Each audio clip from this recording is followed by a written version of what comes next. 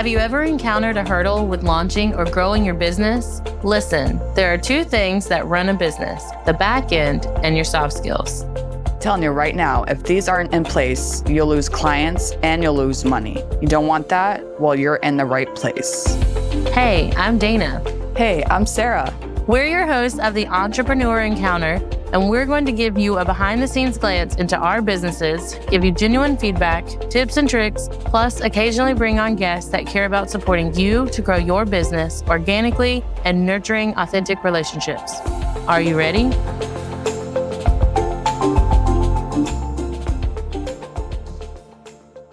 Hey, entrepreneurs, welcome back to another episode. As we continue on this month's theme on creativity and productivity, today we're going to discuss how this ties into ADHD and how business owners can use this to succeed in whatever they do.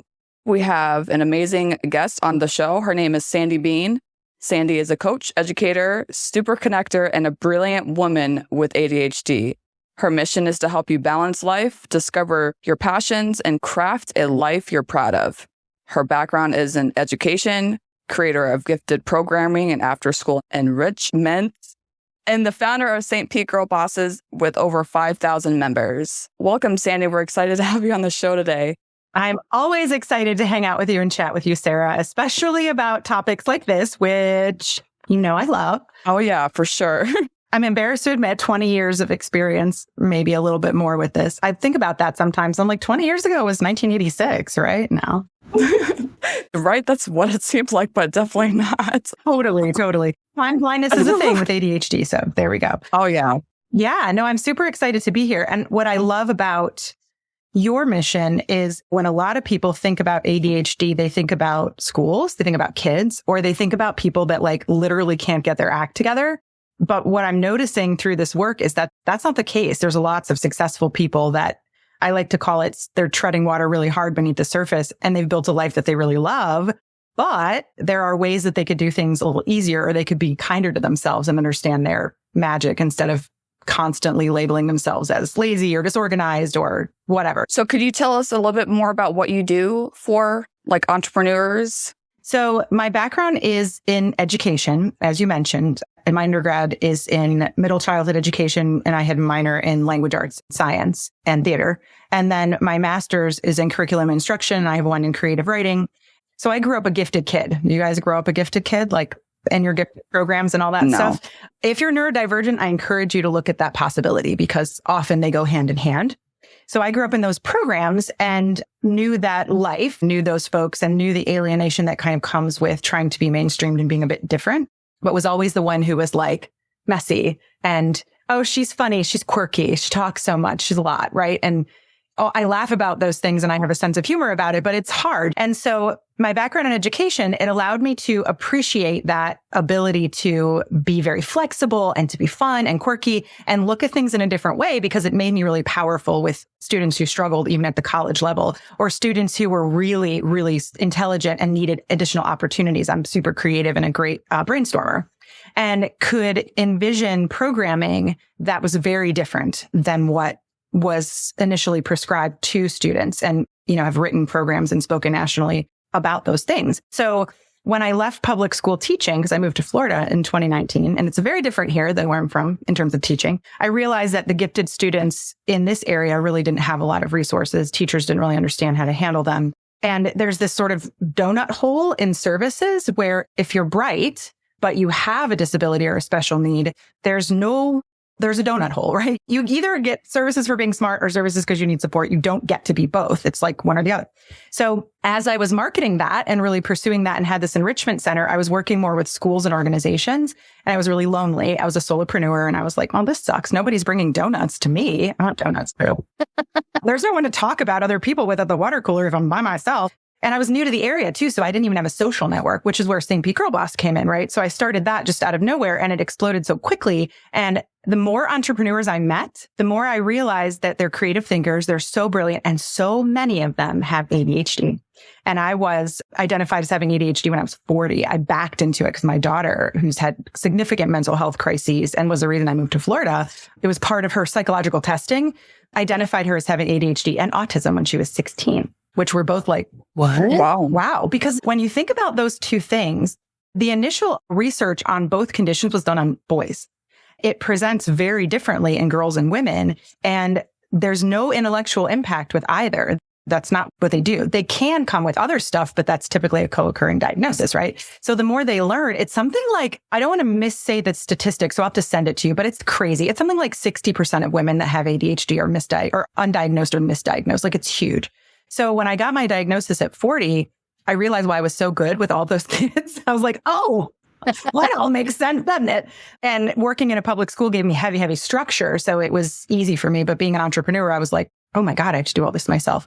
So as I'm talking to these women and they're asking me more advice because things are starting to take off and things are really thriving and I'm doing it really well just naturally because I can finally apply 20 years of essentially action research to my own behavior, I realized that there's this need for support for entrepreneurial minds with ADHD or creative thinkers that just feel very scattered.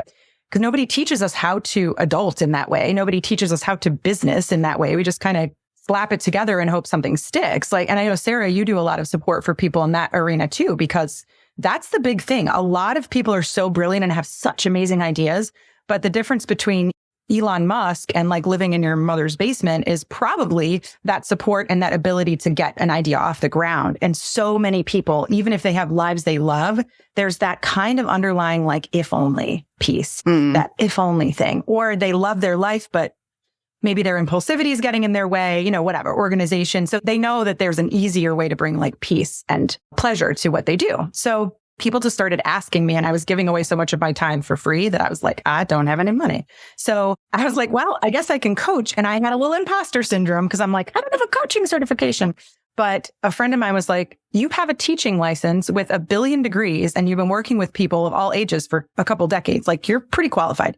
So I went and learned a little bit about coaching structures and stuff and just kind of went for it. And my clients have just really evolved into those really successful people that have ADHD or some other attention stuff. And it's interesting the amount of stories I get from people, DMs, where it's a sense of relief. Because so many people are like, I don't want medication. Do I need an identification? And it's like, well, yeah, it helps you find your people. It helps you take the labels of lazy and disorganized off and put other things on it. Like, I have a disability. This is what I need. The self-advocacy becomes easier. So that's how I fell into serving this distinct population, was because, so generally speaking, 4 to 5% of the population has ADHD, just 4 to 5%.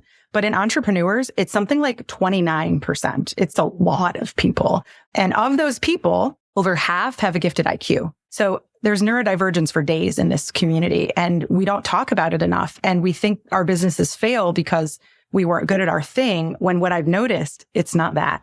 There's a lot of other executive function things that people aren't good at that they just need support with. And then it kind of can make the difference in achieving or giving up and being like, I guess I just need a regular job. So anyway, very long version of So many things you said resonated. Yes. So growing with the gifted children, when I was in elementary school, I was asked to take the AIG test twice. Or not asked, but they had me take it. I don't remember the first time, but one of the times I distinctly remember, I can't sit still. I can't do it now, and I definitely couldn't do it as a child. They put me in a rolly chair to take this test. Did you spin? I would have been like, I literally did. So what I did was I had the reading part on because it was a paper. Back in the day. I'm 45. You're speaking my language. It's all good. No, it was paper. I had the reading section on one side of the table and I answered the questions on the other side of the table, and I rolled back and forth to answer the question. But it was timed, correct? Yeah. Oh, well, then that's a problem. I love that you say that, because processing speed is factored into a general IQ test, right? So I finished on time. It's just I was dancing essentially in between answering all my questions. That makes me happy. So I did not make it into AIG. They had to keep me in the regular class, but I was so far advanced of the other students. But looking back on it as a mom, because my son is also, he's been at AIG tested, and it helped me because before he got to the age to do that, it's helped me tell him or teach him. The teacher has to teach to everyone in the room. Yes, you are very intelligent, but you have to learn to be patient with everyone else around you. because they don't have parents who are neurotic like yours, who are like, when you're a baby, you're going to touch all these different textures and feelings to boost your neurons. I was just weird and did that. Not everyone does that. So it's been a big teaching moment. He is now in what's called composers, which is the step below AIG for North Carolina, at least. And it's helping him, but he's still having to learn. Not everyone, one, is on the same level as you, but that's okay. We still need to be nice to everybody. Yeah, that's a social skills thing for sure. Ooh. So I want to share with you, because you may find this refreshing, is there may be some dual exception, like twice exceptional being you're gifted and you have a learning disability or neurodivergence. That's aside from gifted. But this is really interesting. So there's this researcher, a Polish guy, his name is Kazimierz Dabrowski, and Kazimierz is his first name. And he has his theory of positive disintegration. And within that theory, he discusses, they're called overexcitabilities, or OEs is what they tend to call them in research. And there's 5 areas of overexcitability that Dabrowski discusses. One of them is psychomotor. And so people who are gifted that have a psychomotor overexcitability talk a lot, they fidget a lot, they can't sit still. They have all of that. And there's an imaginational one where they just, like Tolkien, right? Where they create these worlds and they live in their imagination and they're like hyper focused on like dinosaurs. Like that kid's not always autistic. Sometimes it's high IQ. There's one that's emotional where they'll cry and just respond so heavily empathetically to art and music, and emotional conversations are very sensitive to the tone of someone, a movie, something on TV, just very sensitive people. There's a sensory aspect to that where people, the higher IQ they get, the more they can't stand smells and clothing and scenes and textures. And so all of those things are very close to the things you see in autism and ADHD. And that's because giftedness, the higher you get, the more deviations you go from the norm. Like, I think it's 2 standard deviations to qualify for gifted. So if like it's 100 IQ and then they're 10 points. So it's like 128 or something. Once you get past that, you actually have a higher percentage of gray matter in the brain. You have a thicker corpus callosum, and your synapses just kind of work a little bit differently for simplicity's sake. So the pruning process that you go through, typical brain, is very different in gifted people, but it doesn't prune quite the same way. Hence the ways that you can see connections and very quick thinker. And being a quick thinker makes you distractible. So you'll forget things. But in ADHD, it's different. The pruning process is different, but you're also distractible, but you're distractible because your frontal lobe is jacked, right? So you have your working memories at POS. So it's like the behaviors are super similar, but the mechanism is different. But the behavioral strategies can be similar to deal with them. And in autism, you see that heightened sensitivity and stuff. I heard somebody once call ADHD autism light. And it was a meme. Oh my goodness. It said, you have autism light, microdose on meth and you'll feel better. And I'm like, what they do? Wow. What? It made me laugh. It was a meme. That's insane. So it's just really interesting to me that the pruning process in an autistic brain is also different, right? So there's these periods where the brain doesn't prune back those neural connections, and autistic people are hypersensitive in certain ways too. So looking at giftedness as a neurodivergence and all of the neurodivergence experience on a spectrum like that, understanding that you don't always need to know the why, that the how can be similar. The why is useful if you want to be able to take advantage of money of some kind, or if you want to find people that are very similar to you, then that's helpful. Like a diagnosis is nice, or if you want medication. But if you don't, like just understanding that here are the strategies you can use for that is helpful. And I mean, I tell your son, like, no, people aren't going to keep up with you. So go find people who can. Like, let's put you there. Public school makes me sad sometimes. For sure. I always talk about how everybody has a different perspective on something, right? 100%. Mm-hmm. So when it comes to your business, so I have a hard time explaining things on social media, for example, right? So I'm very in person. I like to have conversations, and to be able to see how other people think and the way they process things, to me, is very intriguing.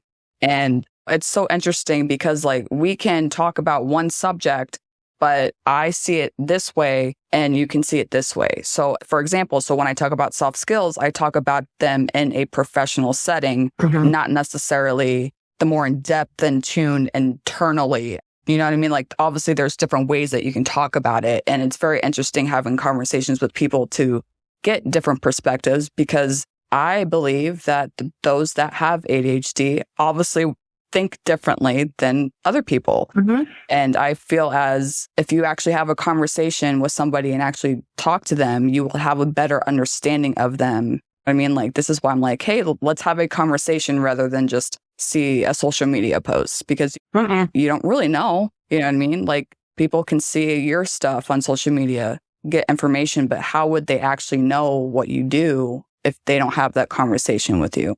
Yeah. And if it's a good fit too. I love that you brought up soft skills, because I want to address that too with ADHD and with autism and with gifted brains, because soft skills, they're not necessarily explicitly taught unless it's pretty early on, or you have like a great teacher, or you're put into a situation where they are being explicitly taught, right? And for gifted people, because their processing is so fast, they don't need them. They don't need them early on at all. You don't have to be organized at all and still do really well. So there's this reward of doing well when you don't have to do any of the conventional stuff, no conventional structures, none of that, but you're still getting that, oh, I'm doing really well. I'm doing really well. And the feedback is inaccurate in ways, right? So it's like you can still do well, but you need those systems for when things begin to get challenging. And so those systems aren't created, and then things start to fall apart later, right? And with people who are neurodivergent in other ways, ADHD, autism, things have to be taught explicitly, especially with ADHD. Like, it was originally thought that people with ADHD with social skills, for example, let's talk about soft skills in like a communication sense. They're typically learned through experience, right? By watching as a baby, as a little kid, watching those things happen. And then you're like, oh, that's how you do that. So it was theorized initially that people with ADHD, they didn't pick up on it. We didn't notice, right? In autism, there is an aspect of that where it's just not really understood quite the same way because of the neurodivergence. But what they theorize now in ADHD is we might pick up on that, but our executive function system in our head, we don't necessarily have the toolkit to pull out the appropriate strategy at the appropriate time if we're not resourced, if we're nervous, like things like that, right? So having that explicit support for soft skills is important across the board because it's essential. Like, there's so many people how many people do you know that are super brilliant, but then they got to like college, or they had their first kid, or high school, even took calculus, and all of a sudden they couldn't do it, and their self-esteem went, because they were like someone who could do it so easily. And then all of a sudden they didn't have the requisite skills they needed to do anything. Sarah, I bet you see a lot of this even in the population when you worked with folks who were incarcerated. Mm-hmm. You know, so many people who are so brilliant, but if you don't have that other soft skill piece, it's half the recipe, right? You're like trying to make a cake with 2 eggs and a fucking... Right. So I remember one of the clients that I had, he was in prison for like 20 years. Wow. He came out, and I sat with him going over his resume, and I'm like talking to him about soft skills. He's like, what are those? And I was like, those are your interpersonal attributes. And I asked him, I was like, do you have communication skills? He goes, what do you mean communication skills? I said, you're talking to me, right? You're talking to me. I said, those are communication skills. Mm-hmm. And his mind was like blown. Like, he didn't even realize that was considered a soft skill. So I worked with him for a couple months, worked on his resume, helped him look for a job. And guess what? I got him a job. So for those that are listening that feel as that they can't do anything because they don't have a certain skill, ask for help. You can get the coaching, the support that you need. And again, it's more so like depending on the person. Mm-hmm. Because obviously you can coach somebody on soft skills, but if you have ADHD, if you haven't been in society for 20 plus years, you need to structure that teaching to the person individually. Oh, 100%. And I think there is some pushback for like, well, why do I need to adapt? Why am I masking? Well, and I like to tell people, look, just because I teach you to speak French when you're in France doesn't mean I'm turning you into a Frenchman. You have to understand, like, you're going to be in a situation where you may need those types of skills for people to take you seriously or for you to get opportunities. You don't want to use them to the point where you're hiding your authentic self all the time, because then you'll burn out if you're not even aware that you're doing those things. But being able to understand how to walk the walk is key. And I think even if people need support with their soft skills and organizational skills and stuff, understanding that these are my areas of need. So I'm going to put myself professionally in areas of strength, but I have to have coaching on my areas of need just so I don't fall apart, so I can walk the walk, so I can go to France if I have to. Because so many people are like, well, I can't do any of that. Well, what are you good at? Like, naturally, even with a scattered ADHD situation, or even if you're a mad genius and your social skills are not great, but there's things that everybody has that is their magic, right? That's their strength, no matter who they are. And so if they understand that, if they can connect to that, and then that's what we do as coaches, right? Is we say, okay, that's your magic. What do you want? What's the gap between those? Let's figure out how we can come up with a system that will work for you to bridge that gap. That's the important part. For sure. I love networking with entrepreneurs for that reason. And my sister, one time, she was like, your social media posts seem more like a life coach than a virtual assistant. And I was like, but I'm in the business of boosting creative entrepreneurs. And if you own a business, it ties so much into your personal life. You almost kind of is. I was like, that's not what I meant to do, but I guess it's the same.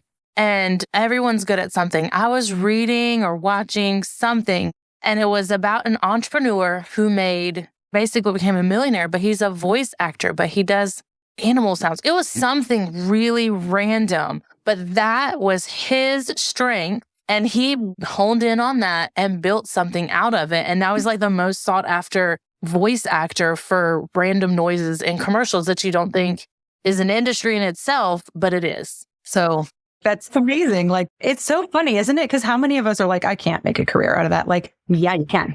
If you're really good at it, you can make a career out of literally whatever. And I love that. I love human design. So I dabble in it, like with my clients, I'll pull their chart and look at sort of their pathway and stuff. And it's always so interesting to me to see how people are manifesting their specific gifts. It's like, it's wild. And I love that you mentioned it, that as a VA, y'all have to really get it, because you're getting delegated stuff from people that probably don't have systems, don't understand how things are supposed to be structured because they've never had that level of organization or whatever. I used to substitute teach. This is a poor analogy, but go with me. When I stepped into someone's classroom that clearly had ADHD or something else going on, and I couldn't find anything, I had love and sympathy, but it was frustrating. And they needed to put like a system in place. When I stepped into a classroom where everything was labeled, everything was set up properly, like I could find things. It made everything, I felt safer, right? So as VAs, I feel like you're stepping into those variety of classrooms and creating those systems so that your client has a safe nervous system, understands what to expect. There's a process for the people interacting with them. It makes a difference in terms of just professional perception from the outside to have that kind of support. It's like they get an extra brain, which is awesome for people of all neurodivergencies, you know? My best clients are the ones who accept that. And that's why I pivoted, because I used to plan events and I am very logistical minded. I make chaos coordinate smoothly, but I can't design. It's not my thing. I'm jealous of those that can, but while I was in the wedding communities, that was the biggest thing I noticed. The more of a wedding designer and full service planner you were, the less they enjoyed those logistics of creating timelines, communication. They just wanted to come in and wow their clients or their couples with these amazing designs and putting it together. I wanted to take whatever they dreamed and make it a reality by connecting them with vendors. Very different approach. The same ending almost happens. So when 2020 rolled around, I stopped planning events because that kind of went up in smoke and pivoted to supporting those creatives, have that structure, have that peace of mind that workflows are going forward. No one's falling through the cracks. We're making sure we're getting your images so that you can sell your services to the next person, so forth and so on. Yeah. And I love that. So that's so interesting to me because you are literally like the ADHDer's dream, right? And so I see in you so many, just the way you articulate yourself, you have a gifted brain. Like, let's just all acknowledge that. And so I'm going to need that recording. I'm just kidding. I'll send you a checklist. I've got experience in this. You do. Like, there's a perceptive way that things occur. And you can just see the pattern, right? So a lot of neurodivergent thinkers, it's cool because we can put the cube in front of us and turn it mentally and look at it. Especially with people in autism and ADHD, they can really consider it from all angles in a completely different way. And I think that that's necessary to do that envisioning. But the logistics piece goes out the window for a ton of people. Like I said, like you need that extra support. And so the neat thing about having an ADHD brain is ADHD people are incredible divergent thinkers. I used to say that like a middle schooler with ADHD, if you can get them to focus on a problem they care about, they will come up with the most revolutionary solutions for things, or teenagers, because they don't understand the rules. And not only do they not really understand the limitations, they don't care. And so to a certain degree, the neurodivergent brain takes that with it. I think there's a lot of reasons why adults. So my husband and I went to open house for our daughter the other night. We were talking to her art teacher, and she's a freshman in high school. And they were talking about how your drawings as an adult, if you're not skilled at drawing, or if you are, your process is going to look like the age that you stopped drawing, right? So you may draw like a 12-year-old if the last time you took art class, you were 12, like that kind of thing. And it struck me a little bit because I think that happens in our ability to play and be creative, is like it feels too childlike because we've not cultivated what that needs to look like in an adult context. As people who are neurodivergent, we have to play. It's essential for our lives, or we get burnt out. We need an outlet. And so the playfulness that we bring to our lives, we can also bring into problem solving. And doesn't always translate well when it comes to execution, but that's why we build teams, right? We have to acknowledge, like, I have this superpower of neurodivergent thinking, divergent creativity, where I can make up 1,000 scenarios, but then I need to hand it off to someone who will actually remember to make the phone calls. There's that piece. So yeah, I think that there's a power to that creativity that comes with neurodivergence. And I think the reason that there's a negative perception of ADHD is because we have all learned that what it is like a 6th grade boy, like under his desk, like tying knots in people's shoelaces because he's Dennis the Menace, versus like that's what we've been taught, right? But really trying to fit ourselves into a box where we don't fit is where we begin to tell ourselves those negative stories and begin to mask and all of that. If the world was a little bit more flexible and understanding that you're going to work on a team at some point, or that you can delegate outside of your zone of genius, we would save gifted girls and women, especially, a lot of therapy dollars. So speaking on that, I was reading this article and there was this quote in there, and it says, "I don't think there's anything wrong with me, but I definitely think that I'm different." And this definitely goes on with everything that we're talking about, because obviously those that have ADHD, there's nothing wrong with you. Because again, going back to like everybody has different perspectives on things. I think it's cool to be different. You know what I mean? I think it's cool to be outside the box. Mm-hmm. And I think a lot of individuals are scared to be like that because they don't want to be judged, or, like you were saying, labeled lazy or whatever it may be, but just embrace it. Yeah. I mean, it's hard not to. I think because of the industrialization of our society, right? We needed the factory model of schooling, right? Where everything's lockstep and it churns people out through a system. And anything that's an outlier to that system previously, now we're getting into an innovation age that we don't even know what's coming next, right? But previously it was, you were labeled an outsider and ostracized. There weren't resources for you, and good luck, right? So, yeah.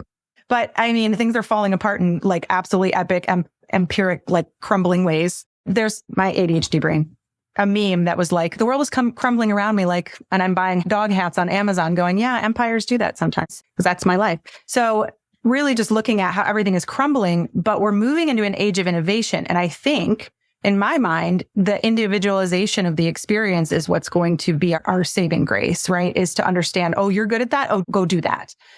And so I think that AI, I think that technology tools, all of those things that allow us to access the rote lockstep information in ways that are regimented is just becoming the base, right? So that if we take the need for human effort to teach and do those things out of it, and people can get that knowledge in other ways, then we're allowing for collaboration and innovation and uplifting and all of that in a completely different way, which I think is where it needs to go. It's where it's headed. And I think that we put ourselves into that lockstep place, and that's where it starts to feel yucky and bad. Although honestly, like, there are parts of having ADHD that suck. Like, you will misplace things. There's this thing called the ADHD tax. I don't know if you've heard of that term, but it's essentially all of the money and energetic resources you've wasted or lost out on because of your ADHD. And it's things like stupid stuff, parking tickets, library fines, late fees on your credit cards, but also missed opportunities, right? You didn't make a phone call. You didn't meet a deadline. You didn't attend something you needed to because you forgot. So there are very real constraints that are painful for people that have those. And so I think identifying yourself as one of those people takes the shame out of needing to set 50 alarms or put bright pink Post-its on your office wall, or have a support person that says, hey, like, that's really important to you. I think that's the beauty in the identification of it. Like, we can talk about the beautiful points of it all day because there are many, but there's still a level of function that we need to maintain in order to not pay an ADHD tax that has a significant impact on us. And additionally, women who have high IQs, and especially women with ADHD, there's a propensity for co-occurring diagnoses like eating disorders, anxiety disorders. Binge eating disorder is extremely common in women with ADHD, or any kind of like ARFID type eating disorder. It's really interesting, and it's because of the way that the brain processes reward. So there are hurdles that have to be managed, but I think the beauty of the label, so to speak, is that then you can seek out resources that are appropriate. Yeah, for sure. Thinking on the ADHD tax, because that's actually something new, but resonate. I lose things all the time. If my husband were here, he would 100% agree and give you about a list full of literally as soon as I put it down, it's out of my hand, I've lost it level of it. You do leave the cabinets open when you're cooking, or like when you leave a room? Yes. I have also left a pot of boiling water going until it was almost empty. Well, I was getting in the car with the kids and I was like, oh God. And I ran back inside to turn it off because I finally remembered what I was doing. That exact scenario is the reason I got a professional diagnosis. I was like, I'm going to kill us all. Like, this is not okay. Like, oh man. Or you clean like that, right? Like, boop, boop, boop, clean here. Oh, wait, I left something in the bathroom. Oh, wait, now I've got to clean the sink. Oh, wait, I've got to put this in the laundry room. Oh, now I'm doing laundry. Like, that's all ADHD brain. He's laughed at me. I was cutting the backyard and he got home and he was like watching me and he's like, you have changed directions on like the rows multiple times. And I was like, it's fine. But with that mindset or that thought process, are there any like specific techniques or frameworks that you would recommend for entrepreneurs that either have been diagnosed or are not diagnosed, but are pretty confident that they have something like myself? Yes. Okay. So there are a couple of different arenas that you'd have to really look at where the heaviest impact is for you. So when you think about ADHD, there are a variety of ways that it can impact someone's life. And it's on a spectrum, just like a lot of neurodivergence. So the places that we're going to see the heaviest impact are things that have to do with executive function, communication, and emotional processing. Emotional processing is not part of the DSM definition for ADHD, but it's becoming more prevalent in part of the process. You also want to ask yourself, what of these is situational right now because I've had a difficult event or because I've not been able to sleep, I just had a baby, whatever. And what of this has been pervasive that I've noticed it throughout my lifetime? And then those are the things that you want to sort of hone in on. So when we think about executive function, there's a scene in a SpongeBob episode where he's told to forget everything except fine dining and breathing. And they go inside his mind and it's a bunch of tiny SpongeBobs running around with files and throwing them all over the place. That's your executive function system. So in people with ADHD, it starts in the frontal lobe. And if you have weakness in those areas of your brain for your working memory, it affects a lot of other stuff, right? And I have notes on it somewhere. But so when you're dealing with your ADHD, you have to look at, okay, I'm getting my notes out because I actually want to make sure I tell you this accurately. I keep notes like this handy. So yeah, your frontal lobe and your basal ganglia has to do with the what, right? So it's plans, goals, anything for the future. So that's one thing that can be impacted by ADHD. Then you've got your prefrontal to your cerebellum, and that's your how. That's your sequence. That's your timing. That's all of that, right? Then the central brain, it's emotions, motivation, and decision-making. So it's like, oh my God, there's a deadline. I need to get this done right now. Or I'm doing this for someone I love. I'm going to get it done versus like, it's not important. It's for me, right?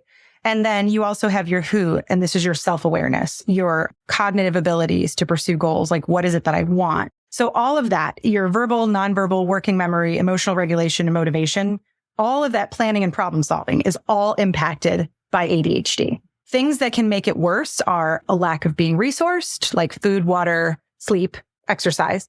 Also hormones. So for women, we feel like superheroes when we are ovulating and then we get our period and our estrogen drops. You're going to notice an increase in your symptoms. If you have ADHD, it can be affected by just lots of things. So it's interesting to me because Dana, you're good at logistics when you're working with a client, but in your own world, you forget things and stuff like that. So that's a great example of the way that the emotional motivation of finance or somebody watching you can impact your function, right? So for each of those things, there are strategies. So for the what, the plans, goals, future planning, sometimes it's useful to break things down into smaller pieces. Because when I say goals and planning, it can be as simple as like brushing and flossing, or it can be like a big business thing, right? So for entrepreneurs, starting small is important. teaching your nervous system that you can have a habit that you break into small pieces that you will continue to pursue and that you won't let yourself down on is important, right? Whether it's drinking water, whatever. To do something for business, it's very helpful to use a tool like goblin.tools or even ChatGPT to take whatever you're doing, ask it to break it into tiny tasks and do one at a time. That can help with that whole like process, because I find that they can set goals, but when you try to plan, it falls apart, right? Because prioritization becomes an issue. What's the most important? I don't know, right? Yeah. So the tool for that, for prioritization, is an Eisenhower matrix. It's like an urgent versus important versus delegation. I fill one out every morning. And it helps to have a little routine when you open your work, fill out your matrix, do your stuff, and then a closing routine. Because for people with ADHD, we sometimes overwork and burn out because we don't want to stop if we're interested in something or we think we have a deadline. You have to have routines to stop working and understand that that's okay. You can get it done. And prioritization is essential because a lot of times we'll be doing 10 things and we won't get anything accomplished versus like, this is the block where I'm doing a revenue generating activity for this 30 minutes and then I can switch gears. So putting boundaries on yourself in terms of time blocking, you will need support. I will tell you that. But time blocking is huge too. So breaking tasks into pieces, using some kind of a prioritization strategy and time blocking. Then in terms of your prefrontal to cerebellum, your how, being able to put things in sequence, use a tool for ask someone. Or if something is timely, know that that has to be the priority, right? And timely doesn't mean it's due in 15 minutes. It means like what of this list that I've carefully constructed would be the most beneficial to get done first, right? And then your emotions and motivation, that's very much therapy. That's therapy because you have to realize like people with ADHD, their emotions are either all over the place because they're like, I don't even know what's happening, or they disconnect from them because they've dissociated for so long because things felt very intense, or it's just there's a lot happening, right? And there's an impulsivity factor. And we have rejection sensitive dysphoria can happen too. So there's lots of stuff happening. So therapy and mindfulness and meditation, what you need to do here as an entrepreneur is understand that it's okay to take space, to take a breath, and then react after the storm has passed, after your nervous system feels safe again, answering emails after a certain period of time. Understand in your body what that feels like. So embodiment is really big. So that's number 2. Number 3 that's really helpful is be faithful. You have to be a calendar slut. Like you have to, meaning that you have time blocks. You put everything in your calendar, driving time, time to eat, time that you're going to chill with your family. If you put it all in there and you have an app on your phone and you can set alarms and things like that, that will help you take the working memory out of what am I supposed to be doing and free up your working memory for other stuff. So you're not constantly forgetting your keys or whatever, that kind of stuff, right? The more you can create structure around it with support, the less you have to think about it on a daily basis, the easier it is. It's the book, The Power of Habit, is great for that one, because as soon as you encode something into your long-term memory, you don't have to think about it anymore. It takes it off your plate, essentially, so to speak, for ADHDers. Also having a launch pad by the front door that has your work bag, your charger, an extra set of keys, all that you grab and you drop as soon as you get home and you don't have to look for stuff. Have duplicates of all that.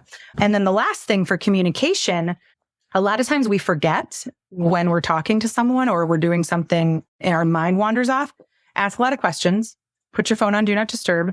Take notes. So we may have noticed like when you're talking, so I don't interrupt you, I write down a keyword and then I remember to go back to it. Keyword. Exactly. And that's a casual conversation, isn't it? And so sometimes in casual conversation, I'll go, wait, hold on.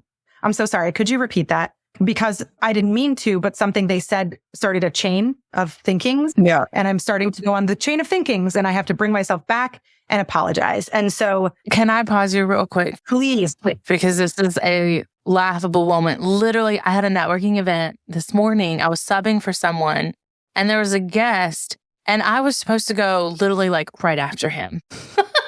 But something he said triggered and like inspired me on something that I want to do for the ladies group that I'm putting together. And so I was like mentally functioning on building that would be really good. Now, when could I do that? I need to get his card. I need to like blah, blah, blah.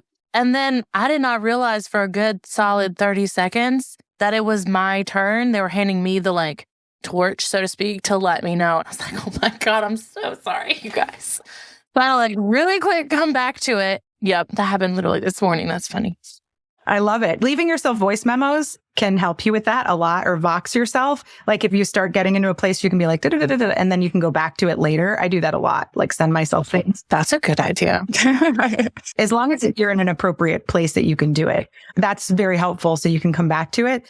Like that's why I have an avoid box on my Eisenhower matrix, because if an idea comes, but it's not time for it, I write it in the bottom right corner, the avoid box, like, oh, I can look at this later. And that can be super helpful. So it depends on where their impaired function is. But I find, honestly, time organization is the biggest thing for entrepreneurs with ADHD that they have trouble with. Mm-hmm. And time blindness is a big one of that, like not really understanding how long something is going to take. There are estimators, like Goblin Tools has an estimator, or ChatGPT. You can ask it, like, how long will it take a typical person to do this? But honestly, the range is so broad for a lot of those things. You have to put boundaries around yourself and say, this is the amount of time I have. Let's see how far I get. And then kind of go from there. That's why we're used to chaos, because a lot of us grew up in it. Mm-hmm. But we have to get ourselves off of that chaos train, because you'll start to get your dopamine in other ways once you start to care for yourself. And then the chaos doesn't feel good anymore. It doesn't feel good. But also give yourself a chance to go into deep focus mode. Like if you're really in creative mode, turn off all your distractions and just go, man. Because that's where the magic happens, when you can like create an entire 8-week course in 5 hours because you're just so in it. And the big one too, also put driving time in your calendar and set an alarm for when you need to leave. I do struggle with that. Yeah. Give yourself extra time. Put the driving time into your calendar. Like if I have an appointment at 11 and I know it's going to take a half an hour, I put it in my calendar for 10:15. That's what I do. I didn't even notice that was a thing, because I need to be early. I don't like to be late. So I'm somewhere between 15 and 20 minutes early. That's like that. I can't be late. I can't. Yeah, it's interesting to me too. So I'm late because I'm always like, oh, I can fit one more thing in before I leave. I can do this in 100%. And I don't think how long, like for this call, quickly, I was in the bathroom and I was like, I can go switch the laundry over real fast and then I'll come on. Yeah. Yeah, I feel it. It's so interesting to me, because sometimes I've met people that have ADHD that's so bad that they literally control every aspect of their lives so tightly that that's where their burnout comes from, because they are hyper organized minimalists. They are not late for anything, and they are wound so tight because they're afraid of some of the impacts that have happened. It's the biggest thing, I think, for these types of creative thinkers is self-compassion and really deep reflection with a therapist that understands ADHD, and then a coach that can support you too, because there are magical bits to it, but we can frustrate people. I mean, I went to dinner with a friend and I was 15 minutes late, and I sat down next to him and he was like, oh, I knew you were going to be 15 minutes late. I ordered a drink and expected it. And I appreciated that he granted me that grace, but reflecting on it, I was like, do I want to be that person? And I don't. I want to create safe containers where people understand how much I value them. And I worry that sometimes my ADHD makes it appear that I don't. So I'm very verbal about my disability, because I want people to know, like, yes, you're important to me, but I have this hurdle sometimes that I do have to climb. And so I thank you for being gracious. And that can be difficult. I think it's harder for men actually to have those conversations than it is for women. Oh, yeah, most definitely. I have told my husband, thank you very much for being patient with me, because that was one of the things when we first started like talking dating. We actually met on a dating app, and he was like, I did not know you were interested at all because I took so long to respond in between. I was like, it was not personal. I was like, it was 100% me. That's too funny. I love it. Yeah. If y'all ever text me, and Sarah knows this, like if I don't answer you pretty quickly, like in a day or so, please text me again. I get so many messages. I tell this to people all the time. Like it's never, I will not be mad if you nudge me. I'll be mad at myself if 3 weeks goes by and I'm going through stuff and I'm like, oh my gosh, because there's this ADHD tendency, the dopamine when our phone goes off, to look at it and go, but if we're not in a position to answer it because we're driving or in our conversation, then we don't. But now there's no alert. So now it's gone. Exactly.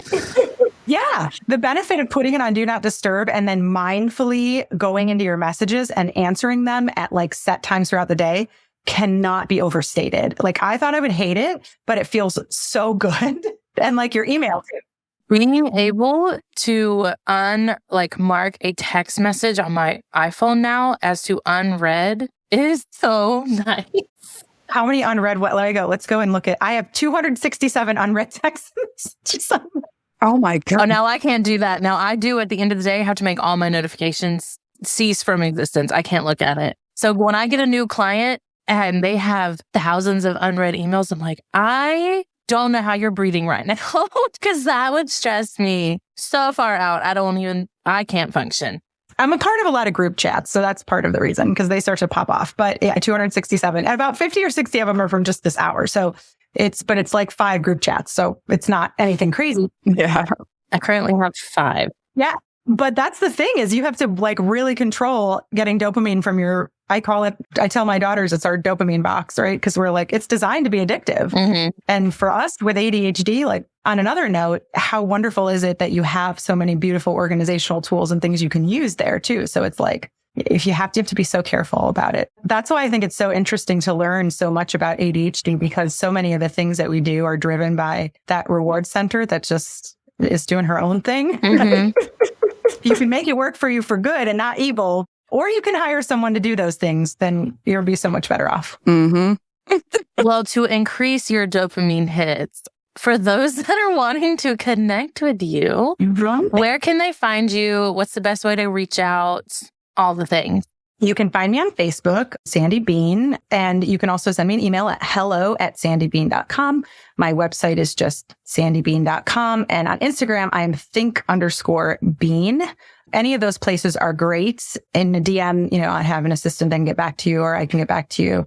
And I do one-on-one. I have a new group coaching program, a class actually, and it's on beta testing it now. It's 10 weeks and it goes into all this stuff for entrepreneurs and with live coaching calls and things like that. So yeah, I've got all kinds of different things. And I have a Facebook group that's just starting called Neurodivergent Nation. That's a place where people can connect to other neurodivergent brains. So I am all over the place. I feel that in my soul. And if you're in St. Pete, come to St. Pete Girl Boss, right, Tara? Yes, exactly. I am not. Dang it. Well, you need to make your own, Dana. Well, I'll help you. I know. I could do like Gaston County Girl Boss or something. I'm telling you, we can move up into that area. We can do it. Let's get you going and then we'll see where the impetus goes and then we'll talk. Having that support, I'm not opposed. So we will chat after this recording. Sounds good. That sounds good. Yeah. Anybody that finds themselves needing that support and want to understand your ADHD and get some strategies, I'm here for you. And when you've decided that it's time to delegate, you've got Sarah and Dana that will be your other brain. So there is support. So you can just let your creative freak flag fly and not get bogged down by the things that aren't your zone of genius. There you go. Awesome. Well, thank you, Sandy. As always, our information will be in the show notes. Until next time. All right. See you later, guys.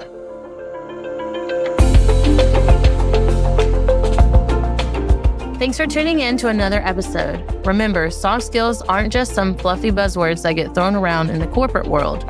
They're the key to unlocking your full potential as a professional and a human being. Don't be afraid to invest in yourself and seek out opportunities to improve your soft skills. Sarah and I have a variety of workshops, online courses, and complimentary clarity calls for you to practice in real time with us. Links are always in the show notes. And be sure to join us next time for more insights, tips, and tricks to help you succeed in your entrepreneur encounter.